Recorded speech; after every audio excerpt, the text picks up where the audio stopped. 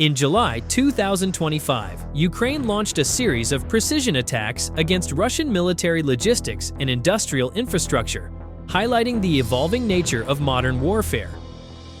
Utilizing Western-supplied munitions such as the JDAM ER kits and AASM hammer bombs, as well as domestically developed drones, Ukraine demonstrated enhanced strike capabilities.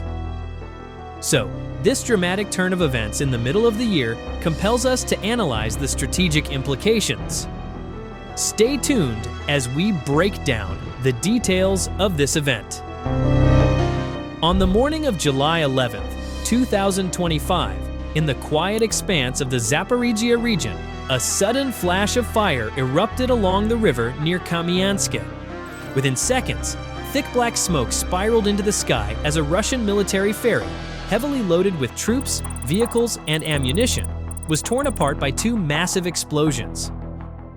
Russian soldiers scrambled for cover as flames engulfed the crossing, with vehicles toppling into the river. The scene was catastrophic. A single precision strike had severed one of Russia's key logistical arteries in the south. According to Militarny and other sources, the attack was carried out by a Ukrainian MiG-29 Fulcrum, which released two American-made GBU-62 bombs fitted with JDAM ER guidance kits. Within moments of impact, the ferry and everything on board were obliterated. Ukrainian sources later confirmed that this ferry was a crucial transport link, used to shuttle reinforcements and supplies to Russian forward positions after bridges in the area had been damaged or destroyed in earlier strikes. By targeting it, Ukraine effectively choked a vital supply route, forcing Russia to reroute logistics through longer, more vulnerable roads.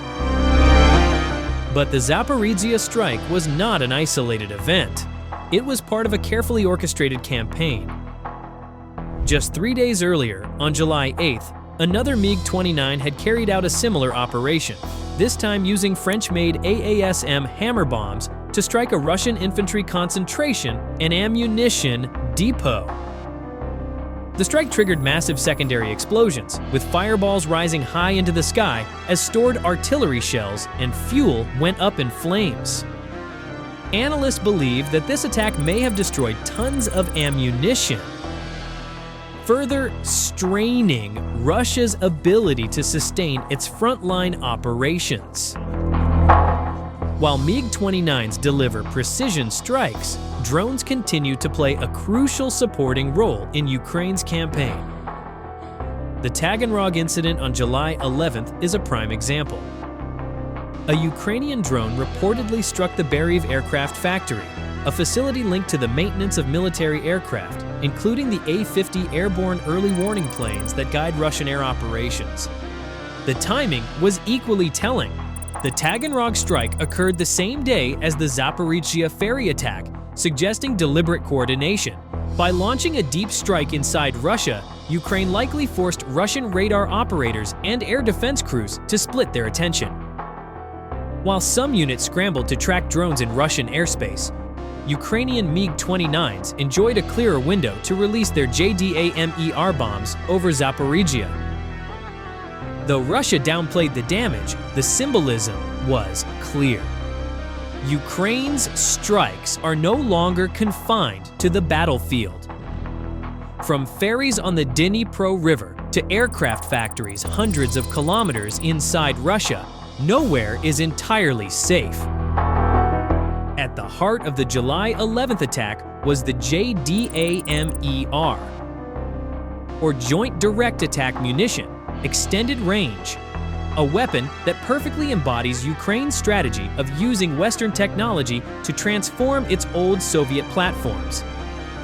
The JDAM ER is essentially a guidance and glide kit attached to a traditional dumb bomb. The kit adds GPS and inertial navigation systems for precision targeting, while its folding wings allow it to glide up to 72 kilometers from the release point. This range is crucial because it lets Ukrainian pilots launch bombs without flying directly over heavily defended areas. Instead of risking MiGs against Russian surface-to-air missile systems like the Buk M S-1 or S-300. Ukrainian pilots can release bombs from safer airspace.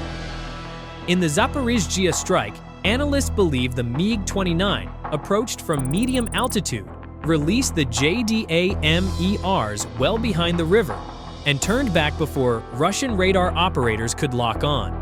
Moments later, the bombs glided toward their target, striking with pinpoint accuracy. The specific bombs used were GBU-62s, 500-pound munitions that carry enough explosive power to destroy soft targets like ferries, trucks, or troop convoys in a single strike. But beyond its explosive force, the JDAM ER's real advantage is precision. Each strike is carefully calculated, minimizing wasted munitions and collateral damage. For a country with limited air power and a finite supply of bombs, every hit must count. And with JDAM ERs, it does. If the JDAM ER gave Ukraine range, the AASM hammer gave it adaptability. Developed by France, the AASM is a modular precision-guided bomb equipped with rocket propulsion and multiple guidance modes, including GPS, inertial navigation, and infrared homing. Unlike glide bombs, which depend on altitude and speed, the hammer's rocket motor allows it to accelerate mid-flight, making it ideal for striking moving or fortified targets. In the July 8th incident, Ukrainian MiG-29s used these bombs to hit a Russian infantry assembly area and an ammunition depot. Witnesses described massive fireballs and secondary explosions that lasted for minutes, indicating the destruction of large ammunition stockpiles. Military analysts noted that this kind of strike doesn't just kill soldiers or destroy supplies. It disrupts entire operations by forcing Russia to spread out its depots, making logistics slower and more vulnerable. The hammer's inclusion in Ukraine's arsenal shows just how diverse its precision strike capability has become. Between the American JDAM ER and the French AASM hammer, Ukraine can now select the right weapon for the right mission, whether that's hitting a stationary ferry or a moving convoy. The success of Ukraine's JDAM ER strikes also highlights the stark difference between Western and Russian glide bomb technology. But how does JDAM ER differ from Russian glide bombs? Russia has been extensively using Fab series bombs fitted with glide kits, such as the Fab 500M62 with universal glide and correction module. These bombs are cheap, easy to produce, and can carry massive warheads, sometimes over 500 kilograms of explosives. However, their guidance systems are far less sophisticated than JDAM ERs. Russian glide bombs rely heavily on inertial navigation, with limited satellite correction, making them significantly less accurate. They are primarily used for area bombardment, flattening entire sections of trenches or urban blocks rather than striking specific targets. In contrast, the JDAM ER and GBU-62 are true precision weapons. The American system's reliance on high-precision GPS, combined with real-time targeting updates, means it can hit a single vehicle or ferry crossing with minimal collateral damage. This precision is especially important for Ukraine, where every bomb must achieve maximum effect due to limited stockpiles. Range is another key difference. Russian glide bombs typically have an effective range of 30 to 50 kilometers, depending on the release altitude, while JDAM ERs can glide up to 72 kilometers. This allows Ukrainian pilots to stay further from frontline air defenses, reducing the risk of being shot down. Finally, doctrine differs. Russia uses glide bombs for saturation attacks, often dropping dozens to overwhelm defenders, while Ukraine uses JDAMs and hammers for surgical strikes aimed at high-value targets like ferries, bridges, or command posts. This doctrinal contrast underscores the shift in Ukraine's warfare approach, quality over quantity. Perhaps the most remarkable part of these operations isn't the bombs themselves, but the platform delivering them. The MiG-29 Fulcrum was designed in the early 1980s by the Soviet Union as a dogfighter meant to battle NATO jets like the F-16. It was never intended for precision ground attack missions, let alone carrying NATO standard munitions.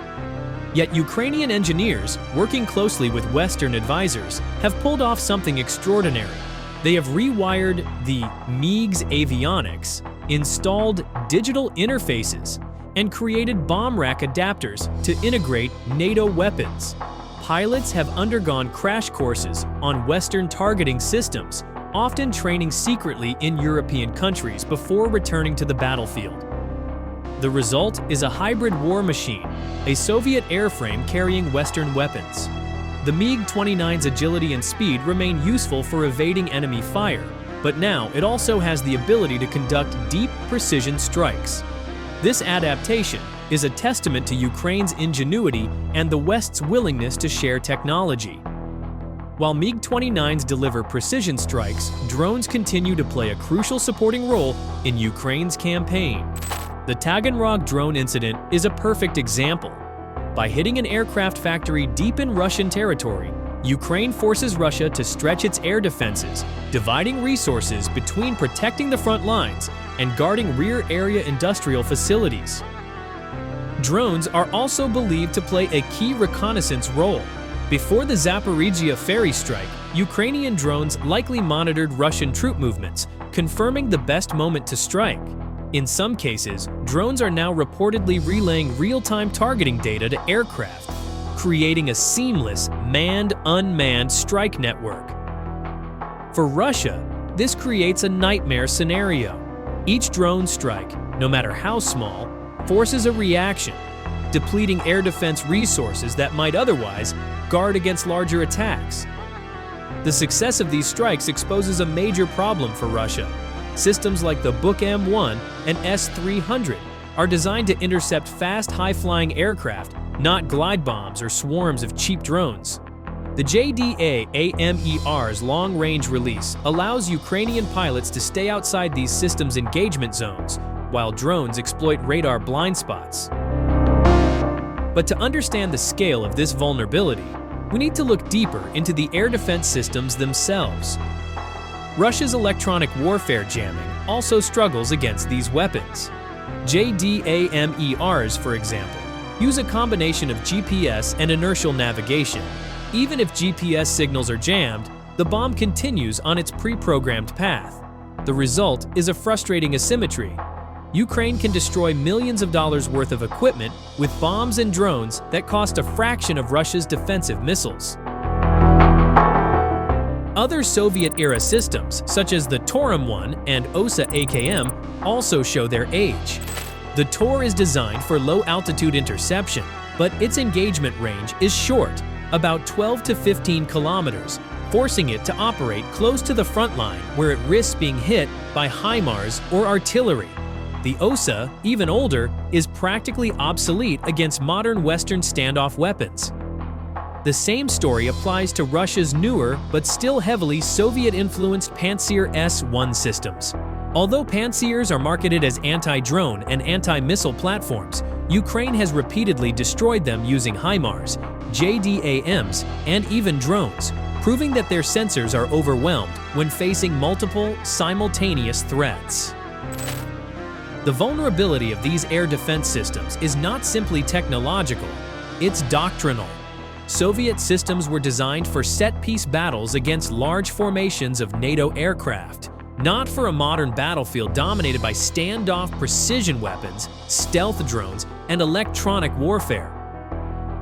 Beyond the battlefield, these strikes have significant geopolitical implications. First, they show that Ukraine is shifting toward Western-style precision warfare, where every strike has a strategic purpose rather than relying solely on artillery attrition. This makes Western aid far more impactful. Every JDAM or hammer delivered translates directly into destroyed Russian equipment or disrupted logistics. Second, these attacks undermine Russia's narrative of control. Strikes like the Taganrog drone incident remind Russian citizens that the war can reach them too, potentially eroding public confidence. Third, these operations pressure Russia to retaliate, as it has in the past with missile and drone barrages against Ukrainian infrastructure. Ukraine's air defense network has improved significantly, but it still relies heavily on Western support. Systems like Patriot and Iris-T are essential to withstand these counterattacks. Finally, these strikes signal the future. With additional F-16s expected to arrive soon, Ukraine's precision strike capability will only grow. The MiG-29s are proving the concept now. F-16s will expand it dramatically. This matters because more F-16s will be in Ukraine. The MiG-29s, despite their impressive adaptations, remain limited by their Soviet-era avionics and small payload capacity. Each MiG can carry only a few JDAMs, or hammers, per mission, and their outdated radars restrict their ability to hunt enemy air defenses. The F-16, by contrast, will change the game. With advanced targeting pods, modern radar, and larger payloads, these jets can carry more JDAMs, anti-radiation missiles, and precision-guided bombs, allowing Ukraine to systematically dismantle Russian air defenses like Buk and S-300s. In essence, every successful JDAM, or hammer strike from a MiG-29, is a signal to Russia. If our old jets can do this, imagine what we'll do when F-16s arrive. It is also a message to Western countries that their investments are paying off. Ukraine is not only willing, but fully capable of transitioning to modern air power. That's all for today. Thanks for watching.